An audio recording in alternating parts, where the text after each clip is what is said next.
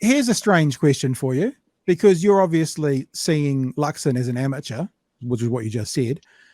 What advice would you give him if he was going to do a better job? Like, I mean, I think all of us still want a successful government, even if we don't support them. We don't want the government to ruin our country. What advice, if you were to give him some advice over a beer, what would it be?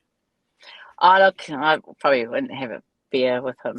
But the reality is, I think any prime minister, especially one that's got such extremes that they've brought into government, have an obligation to look after those who didn't vote for them. Let's remember, there are 1 million people, what was it? A fifth of our population didn't vote. Yeah. Then there's a whole population who did vote, and there's Māori who voted. You look, absolutely unapologetically put Te Pāti Māori in all those electorate seats.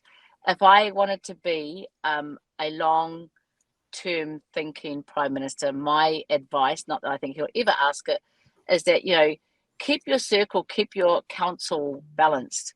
And even though you've got all these extreme policies, make sure you go out and see and hear and be involved in other kaupapa. But the reality is, we've watched them. He doesn't have a chance. I mean, every time he goes to ask a question or answer a question, Winston gets up and interjects and does like point of order. It's like Winston's doesn't even know how to let the Prime Minister answer his own questions, because he's so used to being the man in charge. And I think when he was last time with Jacinda, she allowed him that space.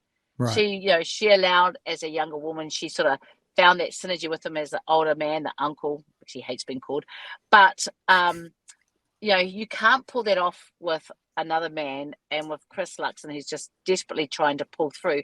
Interesting though, and I will say this, there are MPs that are in cabinet, in national, that are working really hard to have relationships with us.